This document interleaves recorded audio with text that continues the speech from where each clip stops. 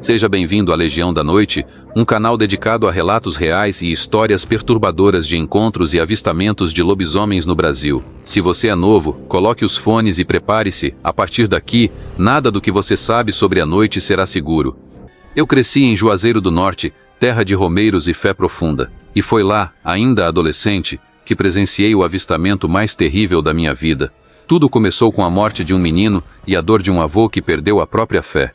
Numa noite de revolta, esse homem cometeu um erro fatal, levantou a voz contra o que o povo considera sagrado. Naquela mesma noite, algo despertou na Serra do Horto.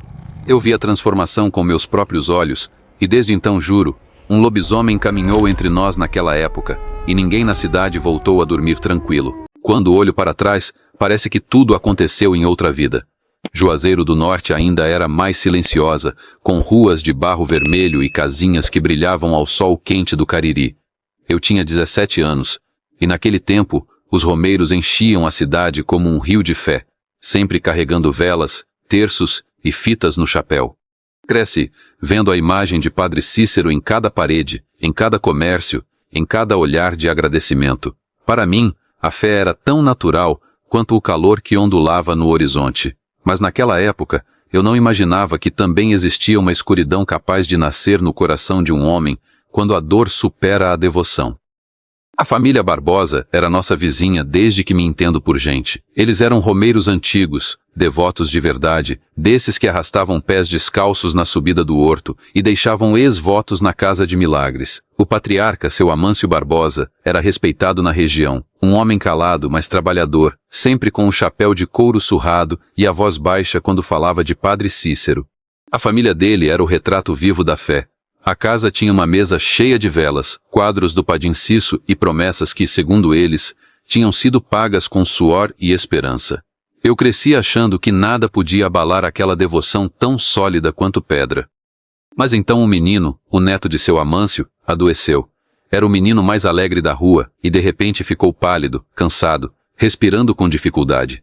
A família levou o garoto para médicos na cidade e para benzedeiras nos sítios vizinhos, mas ninguém descobria o que ele tinha. Os romeiros que passavam deixavam orações, e a rua inteira parecia segurar a respiração à espera de um milagre. Lembro de ver Dona Marisete, a avó do menino, acendendo vela atrás de vela, com os olhos cheios de lágrimas e fé. Era como se a casa inteira parecesse tremer de medo de perdê-lo. Seu Amâncio, desesperado, subiu o horto sozinho numa madrugada quente. Fez uma promessa pesada, dessas que o povo da região só faz quando está com o coração partido. Se o neto sobrevivesse, ele caminharia todos os anos até o horto carregando uma cruz nas costas. Ele acreditava, a gente acreditava, todos acreditavam, porque em Juazeiro esperança e fé sempre caminharam juntas. Mas o milagre não veio. O menino piorou de repente tão rápido que ninguém teve tempo de entender. E numa manhã abafada de setembro ele se foi. A rua inteira chorou, não apenas pela morte do garoto, mas pela quebra silenciosa que sentimos na alma daquela família. Depois do enterro, o silêncio tomou conta da casa dos Barbosa. Não se ouviam mais rezas, nem cantos, nem romeiros entrando para pedir um copo de água. Seu Amâncio ficou diferente, muito diferente. Ele, que sempre olhava para qualquer imagem do Padim Cisso com respeito, começou a desviar os olhos. Passava pelos altares como se tivesse medo de encarar algo que antes lhe dava força. A voz dele sumiu. Ele andava pela rua cabisbaixo, com passos lentos, e quando alguém oferecia oração ou consolo, ele só respondia com um movimento breve de cabeça, como quem não queria ouvir mais nada sobre fé. Com o passar dos dias, a mudança ficou mais profunda. Ele deixou de participar das novenas, não acompanhou mais a esposa em nenhuma missa e evitava até mesmo passar perto da estátua de Padre Cícero na praça. A família tentava puxá-lo de volta, tentando lembrar que a fé era o que sustentava todos eles, mas havia uma sombra crescendo no olhar de seu Amâncio. Uma mistura perigosa de tristeza, revolta e silêncio que parecia maior que ele. Era como se cada vela acesa na casa lembrasse a ele de algo que preferia esquecer. Como se cada imagem do santo que ele venerou por décadas agora o machucasse. Eu sentia o peso daquela mudança sempre que passava perto da casa deles. O ambiente antes acolhedor parecia carregado, abafado, como se o ar vibrasse com algo que não tinha nome. Minha mãe dizia que quando a dor não encontra cura, ela tenta encontrar culpados. E eu percebia, mesmo sem ouvir, que o coração de seu Amâncio buscava alguém para culpar. Não era justo, nem certo, mas é assim que a alma humana às vezes reage quando se parte ao meio. A religião que antes lhe dava conforto agora se tornava um espelho do que ele havia perdido. Na última noite, antes de tudo começar de verdade, eu estava voltando do açude e passei perto da casa dos Barbosa. A janela estava entreaberta e pela primeira vez ouvi sua voz. Não era um choro, não era uma reza. Era um sussurro áspero, uma mistura de dor e raiva, como se ele estivesse discutindo com alguém que não estava ali. Eu não entendi as palavras, mas entendi o tom. Era a voz de alguém que tinha perdido o rumo e que talvez estivesse prestes a perder algo ainda maior. E naquele instante, enquanto a brisa quente da noite passava pela estrada de barro, eu senti algo gelar dentro de mim, porque percebi que a fé daquela família que sempre foi firme como pedra havia trincado. E quando a fé se quebra, coisas que ninguém entende começam a encontrar espaço para entrar. Nos dias que seguiram, parecia que a tristeza de seu Amâncio tinha se transformado em algo mais denso, quase palpável. O homem que antes caminhava firme como um tronco de aroeira agora vagava pela rua como se não soubesse mais onde colocava os pés. A comunidade percebia isso, mas ninguém tinha coragem de comentar. Em Juazeiro, todo mundo sabe que a dor de um romeiro é sagrada e que a fé de uma família tão antiga não deve ser questionada, mas havia algo diferente no ar, algo que não era apenas luto. Seu Amâncio evitava a família, o terreiro e a mesa onde faziam novena. Ele passava quase todo o tempo sentado na frente da casa, olhando para o horizonte como se esperasse que o menino aparecesse correndo de volta. A avó, Dona Marisete, tentava conversar, mas ele respondia com frases curtas, às vezes nem isso. E quando ela insistia, ele se levantava e ia embora, como se fugir de qualquer menção à fé fosse a única forma de não desabar. Certa tarde, enquanto eu ajudava meu pai a descarregar umas caixas na venda do seu Arlindo, ouvi duas mulheres cochichando sobre uma coisa estranha. Tinham visto seu Amâncio subindo o horto sozinho, sem vela, sem terço, sem chapéu, sem nada. Ele caminhava rápido, quase tropeçando, com os olhos fixos no topo da colina. Uma das mulheres disse que tentou chamá-lo, mas ele nem ouviu. Em outro tempo, subir o horto seria natural. Era onde os romeiros buscavam consolo, pagavam promessas, pediam força. Mas a forma como ele subiu aquela vez não parecia de fé. Parecia de alguém carregando um peso grande demais para o peito. A notícia correu baixinho entre os vizinhos, como quem repassa um segredo perigoso. E eu senti, desde aquela tarde, que algo estava prestes a se romper. Naquela noite, o céu estava pesado, sem estrelas, e uma ventania quente varria as ruas estreitas. Eu havia acabado de guardar os animais quando ouvi uma gritaria distante, algo abafado vindo da direção do horto. Minha mãe perguntou se eram romeiros cantando, mas não era canto. Era uma voz sozinha, solta no escuro, carregada de desespero. Uma voz que eu reconheci na hora. Sem pensar muito, saí para a estrada de barro, seguindo o som. No começo, pensei que fosse apenas seu Amâncio chorando, mas, conforme me aproximei da subida, percebi que não era choro, era uma mistura dolorosa de pranto e raiva. E a cada passo, aquela voz parecia mais distorcida, como se estivesse brigando com alguém invisível. A subida do horto, que sempre trazia paz, naquela noite parecia um caminho proibido. Quando cheguei ao pé da colina, vi a cena que nunca esqueci, seu Amâncio ajoelhado no chão de terra, com as mãos apertando o rosto e o corpo balançando para frente e para trás. Ele falava sozinho, mas não com a voz baixa de quem reza, e sim com a voz amarga de quem perdeu tudo. Nada adiantou, nada, ele repetia, rangendo os dentes. Depois, levantou o rosto para a estátua iluminada no topo do horto, e o que saiu da boca dele me gelou por dentro. Ele começou a gritar palavras que nenhum romeiro ousaria dizer, palavras de revolta, acusação, dor mal resolvida. Gritava que sua promessa havia sido ignorada, que sua fé tinha sido em vão, que o santo o havia abandonado. Mas o que arrepiou cada fio do meu corpo não foram as palavras, foi a dor que elas carregavam. Era como se ele estivesse rasgando a própria alma. De repente, um estalo seco ecoou na mata ao lado da trilha, como se um galho grosso tivesse sido quebrado com força. Seu Amâncio parou de gritar na mesma hora e virou o rosto devagar, como se tivesse ouvido um chamado. O silêncio que se seguiu foi tão profundo que eu até prendi a respiração. A noite estava quente, mas um vento frio passou por mim, levantando poeira e folhas secas. E então, ele começou a rir. Não um riso de alegria, mas um riso quebrado, desesperado, de alguém que já não tinha nada a perder. Aquele som não parecia humano, e o jeito como ele se levantou, com movimentos rígidos e lentos, fez meu estômago revirar. Era como se aquele homem já não fosse o mesmo que subira ali algumas horas antes.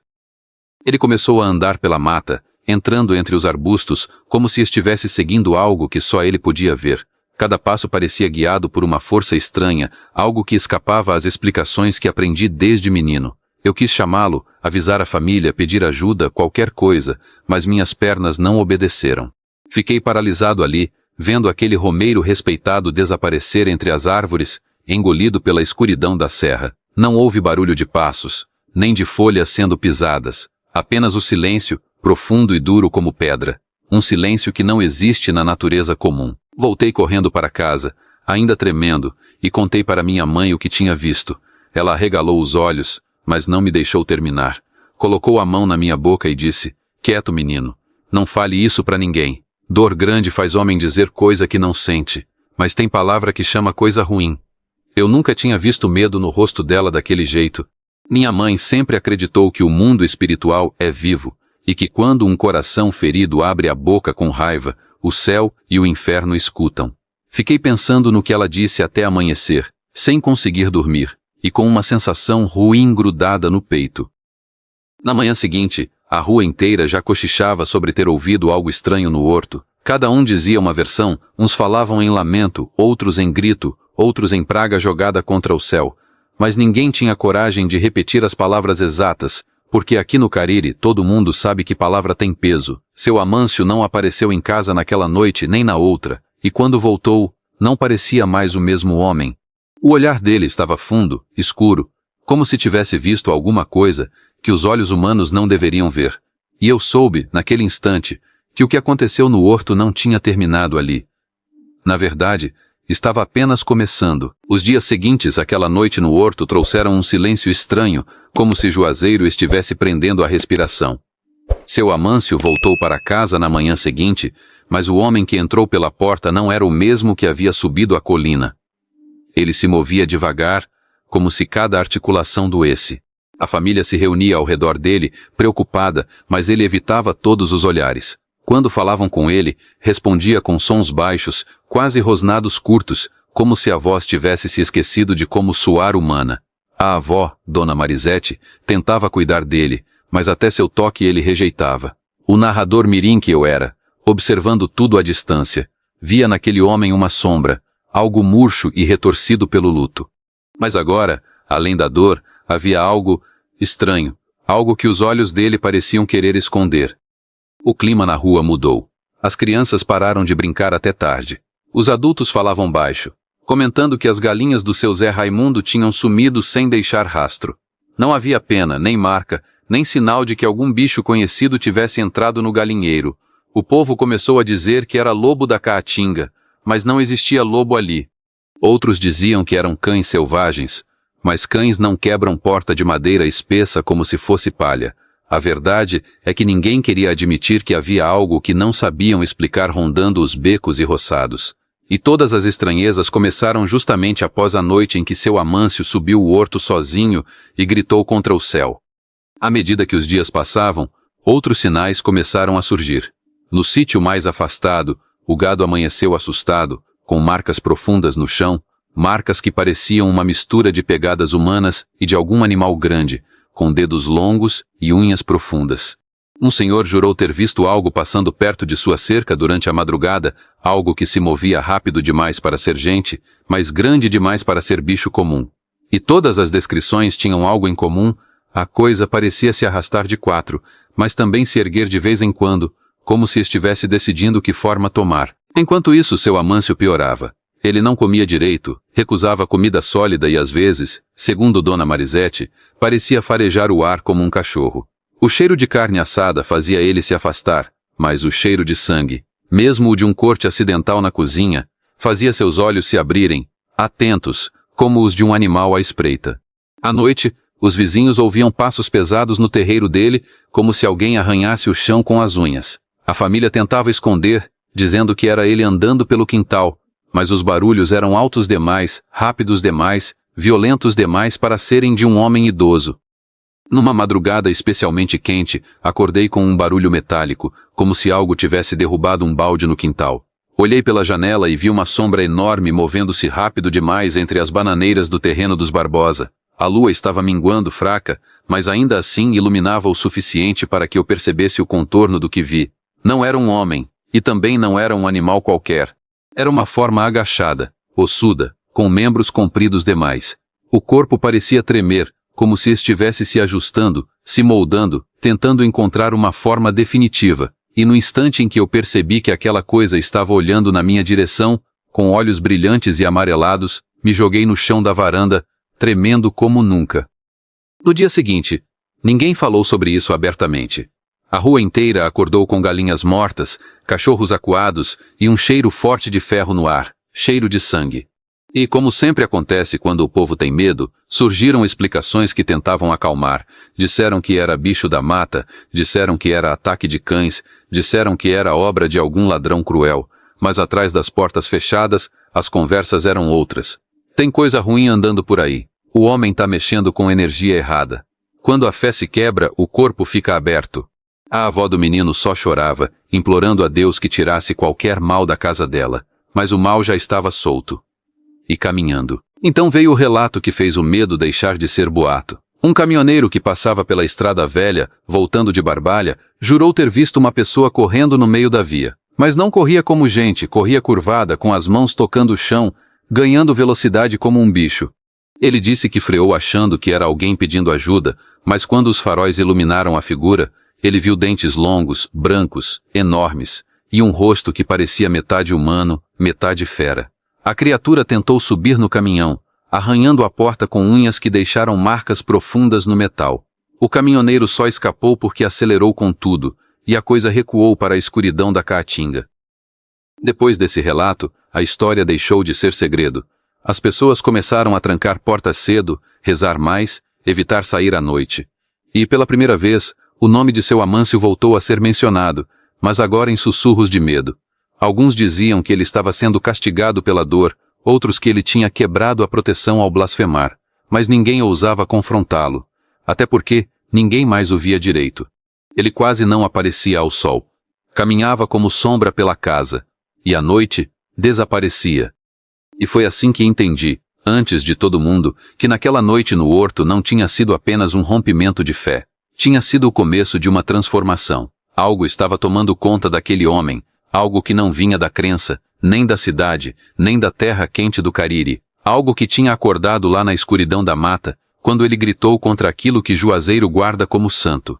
E, a partir daquele momento, não havia mais volta. A cidade inteira já sentia que havia algo errado rondando Juazeiro, mas até então ninguém tinha visto a criatura com clareza. Todos falavam em sombras, barulhos estranhos, pegadas impossíveis, mas testemunha de verdade, alguém que tivesse encarado aquilo de frente, ainda não havia. Isso mudou numa madrugada abafada em que um mototaxista chamado Cícero de Doca, um homem simples, acostumado a rodar pela cidade mesmo depois da meia-noite, voltava pela estrada velha que liga o horto ao centro. Ele conta que tudo começou com uma sensação ruim no estômago, daquelas que fazem a gente olhar pelo retrovisor por instinto, mesmo sabendo que não deve. O vento estava parado, as árvores quietas demais. E foi nesse silêncio que ele ouviu o primeiro estalo, um galho quebrando do lado esquerdo da pista, como se algo grande tivesse pisado com força. Cícero diminuiu a moto achando que fosse algum romeiro perdido, alguém procurando ajuda, mas o que saiu da mata não parecia humano. Primeiro vieram os olhos, 2 pontos amarelos brilhando no escuro, como brasas vivas. Depois uma silhueta curvada, alta, magra, com os ossos das costas saltando sob a pele, como se o próprio corpo estivesse tentando se reorganizar. Ele jurou que viu mãos arrastando no chão, unhas longas cavando a terra seca. E então a criatura se ergueu, não totalmente em pé, mas num meio termo perturbador entre homem e bicho. O mototaxista sentiu o sangue gelar. Ele diz que, naquela hora, o mundo pareceu ficar mudo, como se até os insetos tivessem parado de fazer barulho. A criatura deu 2 passos para a estrada, e os faróis da moto revelaram detalhes que Cícero tentou esquecer pelo resto da vida. A pele era irregular, como se estivesse rasgando em algumas partes e esticando demais em outras. O rosto era metade humano, metade lobo, mas não um lobo comum, e sim algo mais feroz, com focinho deformado e dentes compridos demais para caber na boca.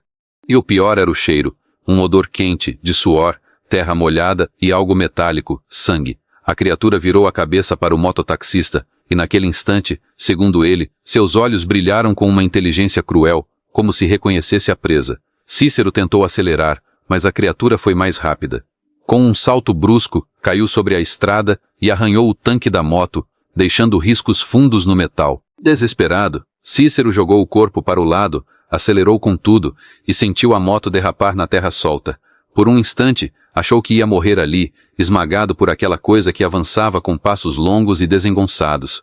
A criatura correu atrás dele por vários metros, ganhando terreno a cada segundo. As unhas batiam na pista, fazendo um som seco e ritmado, como se fossem pequenas lâminas rasgando o chão. O mototaxista não conseguia olhar para trás. Se olhasse, travaria. Ele apenas rezava, implorando proteção, mesmo sem saber de onde viria. E então, do nada, a criatura parou. Deu um último rosnado grave, de tremer os ossos, e voltou para a mata, desaparecendo tão rápido quanto tinha surgido. Quando Cícero chegou ao centro da cidade, largou a moto perto da praça e caiu no chão, tremendo.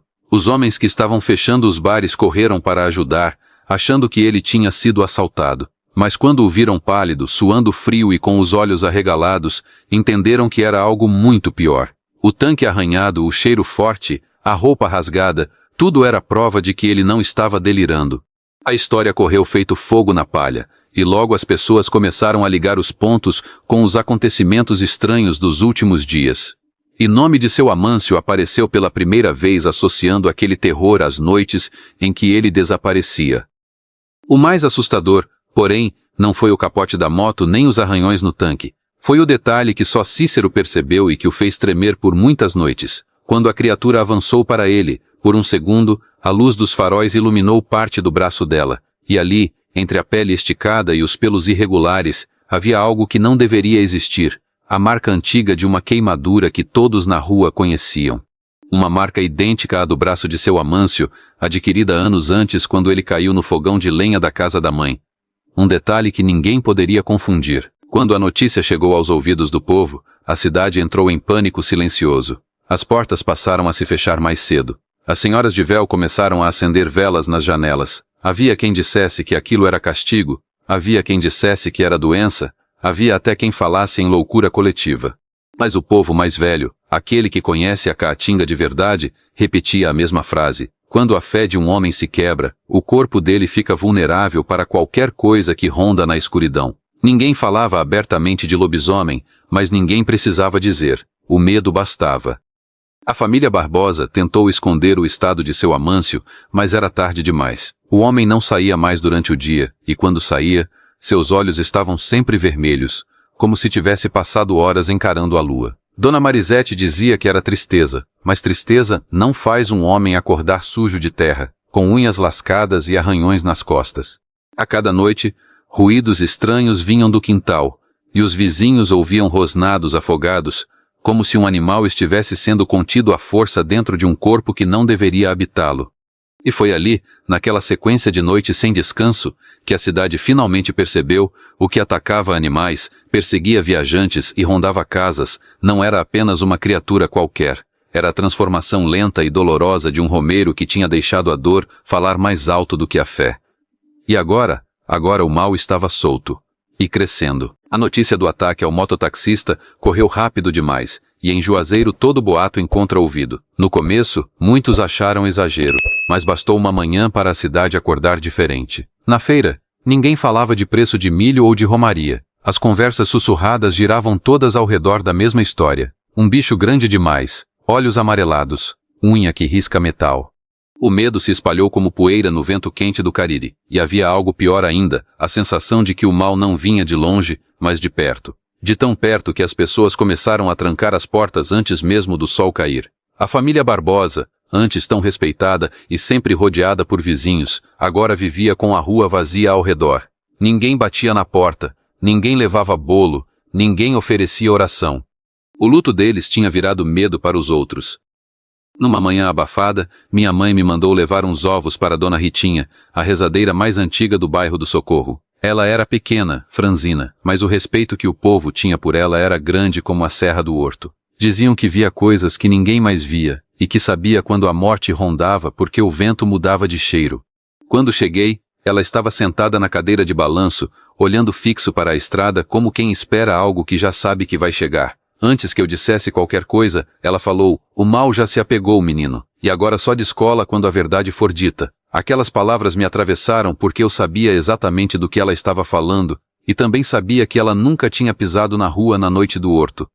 Entramos na casa dela, e o cheiro de ervas queimadas era forte. No canto, um pequeno altar com velas acesas iluminava o rosto calmo da imagem de Padre Cícero. Dona Ritinha pediu que eu colocasse os ovos na mesa e sentasse. Depois tirou um copo d'água, colocou um pano branco sobre ele e começou a rezar baixinho, tão baixo que parecia mais um sussurro. A chama da vela tremulou.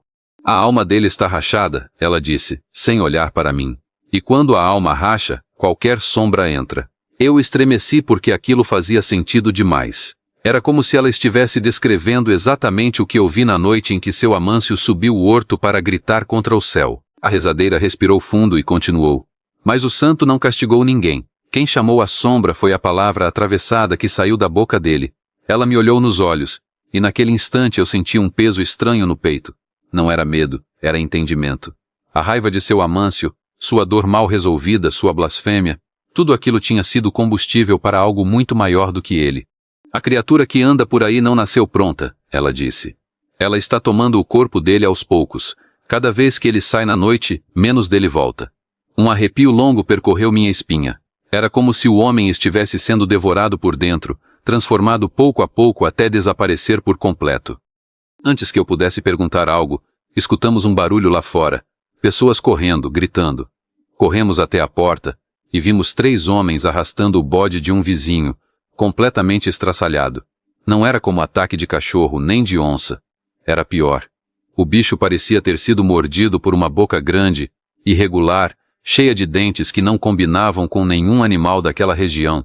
Um dos homens, suando e pálido, disse que encontrou marcas enormes de garras na parede do curral, como se alguém tivesse escalado de dentro para fora. O sangue ficou escorrendo pela estrada de barro, deixando um rastro escuro que brilhava ao sol. E naquele instante, Dona Ritinha fechou os olhos e murmurou: "Amanhã vai ser pior."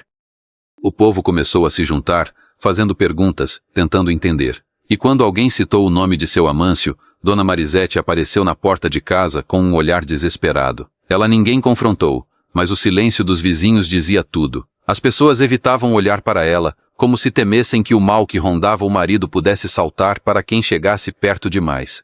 A velha chorava, dizendo que o marido não era mais o mesmo, que saía à noite e voltava machucado, que acordava gemendo, com o corpo quente demais, como se estivesse com febre. E quando pediam para ele rezar um terço, coisa que ele fazia desde menino, ele simplesmente se afastava, com um rosnado baixo preso na garganta. Naquela noite, pela primeira vez, a cidade decidiu tomar alguma atitude. Reuniram-se alguns homens na Praça do Socorro, vaqueiros, pedreiros, 3 romeiros antigos e até o caminhoneiro que quase perdeu a vida. Eles queriam vigiar as ruas, buscar rastros, encontrar a criatura antes que ela fizesse algo pior.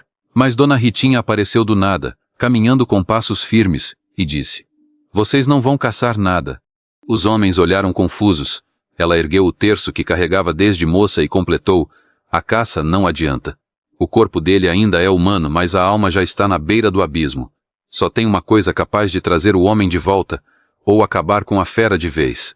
E então olhou para mim como se quisesse que eu fosse testemunha daquilo. Ela abriu uma pequena caixa de madeira e tirou de dentro um terço antigo, com contas desgastadas pelo tempo e um crucifixo que parecia ter sido tocado por muitas mãos. "Esse terço foi benzido na última missa que Padre Cícero fez antes de partir", ela disse. "Ele não mata, mas enfraquece o que veio da sombra. Só funciona se alguém com o coração limpo tiver coragem de encostar isso na pele da criatura." Ninguém se ofereceu, nem os homens mais fortes, nem os mais devotos. O silêncio pesou porque todos entenderam. Não era só coragem física, era coragem espiritual. E isso, às vezes, é muito mais difícil. Quando voltei para casa naquela noite, eu sabia 2 coisas com absoluta certeza. A primeira, a criatura ia atacar de novo. A segunda, seu Amâncio estava cada vez mais desaparecendo dentro daquele monstro que crescera a partir de sua dor e de sua palavra atravessada. E quanto mais ele deixasse a sombra tomar conta, mais forte a fera ficaria. O que eu não sabia, e ninguém sabia, era o quanto estávamos perto do pior. O tipo de pior que marca uma cidade para sempre. A tensão em Juazeiro crescia a cada noite. A criatura parecia ficar mais ousada, aproximando-se cada vez mais das casas, como se estivesse testando quem teria coragem de sair para confrontá-la. As pessoas cochichavam que, se ninguém tomasse atitude, logo seriam os romeiros, aqueles que subiam o horto ao amanhecer, as próximas vítimas. A cidade estava tensa, o ar parecia seco demais, e até os animais agiam diferente, inquietos, farejando o vento como se pressentissem algo vindo da mata. Quando o sol desceu, a lua surgiu cheia e pesada, iluminando o topo do horto com um brilho pálido, quase doentio. Foi nessa noite que alguns homens decidiram seguir os rastros deixados pela criatura e entrar na serra. Não para caçar, mas para tentar evitar que ela fizesse algo pior. Entre os homens estavam Cícero de Doca, o caminhoneiro sobrevivente, 2 vaqueiros acostumados com o mato e com bicho brabo, e seu João Macedônio, romeiro antigo que carregava no peito uma fé sólida como pedra. Eu queria ficar em casa, mas minha mãe disse que não deixaria um grupo de homens enfrentar aquilo sozinho. Ela me segurou pelo braço e falou: "Você vai, mas vai atrás de mim. E só vai falar quando eu mandar." E assim seguimos para o horto com lanternas fracas e coragem pela metade. A rezadeira Ritinha foi também, segurando o terço antigo que parecia pulsar na mão dela, como se tivesse vida própria. Ela não disse uma palavra durante todo o caminho, o silêncio dela falava mais do que qualquer aviso. A subida do horto, que sempre foi sagrada, naquela noite parecia outra coisa. A terra vermelha, as pedras soltas, os arbustos farfalhando com o vento quente, tudo dava a sensação de que estávamos entrando num território proibido. A lua iluminava o caminho, mas as sombras pareciam se mover por conta própria. Enquanto caminhávamos, começaram a aparecer rastros fundos na terra, marcas de unhas longas, pegadas deformadas que começavam com o formato de um pé humano, mas terminavam como garras afiadas. A cada passo, entrávamos mais fundo na serra, e o cheiro de mato misturado com algo mais forte, um odor de sangue, suor e algo azedo, ficava mais evidente. Cícero parou e sussurrou: "É o cheiro dele." Foi esse cheiro que senti naquela noite. De repente, ouvimos um uivo. Não era uivo de cachorro, nem de onça.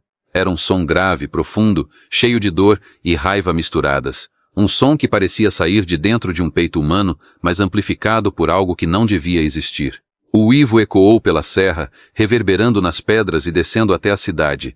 Eu senti meus ossos tremerem. Até os homens mais corajosos deram um passo para trás. Mas Dona Ritinha ergueu o terço e disse: "Ele ainda não terminou a transformação. A alma dele ainda luta." As palavras dela eram um fio de esperança, mas também um aviso. O homem dentro da criatura ainda existia, mas estava perdendo terreno rápido. Continuamos subindo até chegar perto de uma pedreira abandonada, uma fenda grande entre 2 rochas onde muitos romeiros descansavam durante o dia. À noite, porém, aquele lugar parecia uma armadilha. As sombras eram mais densas, o vento parava completamente, e o silêncio era tão pesado que parecia sufocar. Foi então que, entre as pedras, vimos movimento. Primeiro, uma silhueta curvada, rastejando como um bicho do mato. Depois, um brilho amarelo, os olhos.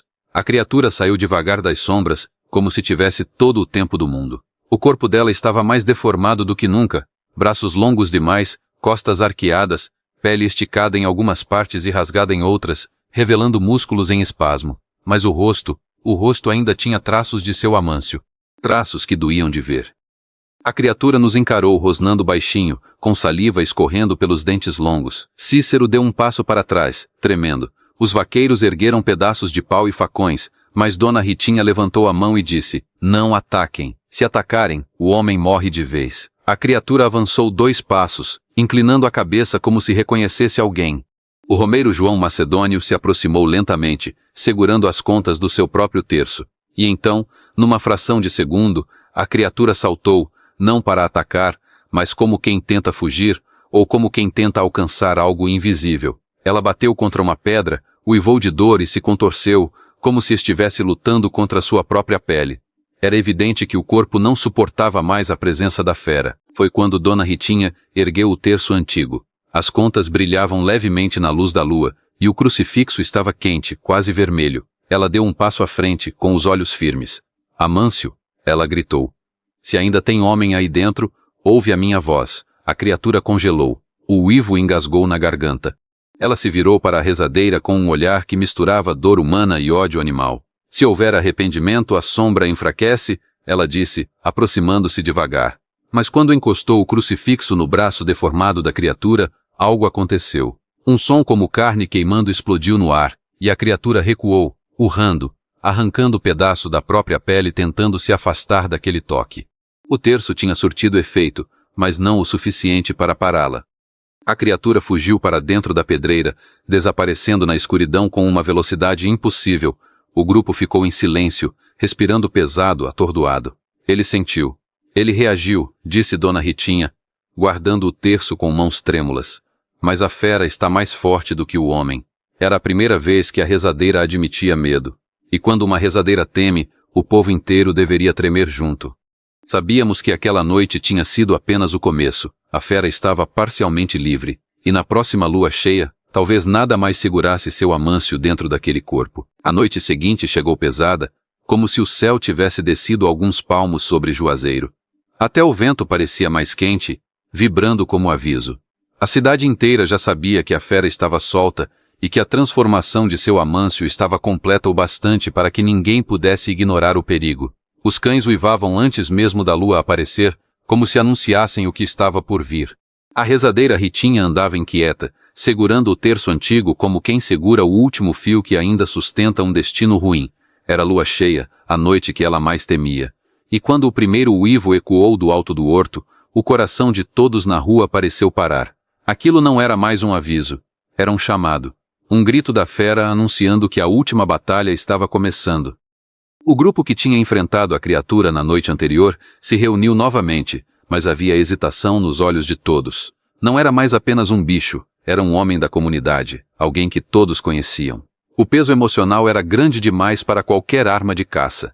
Mesmo assim, sabiam que se não agissem, alguém morreria naquela noite.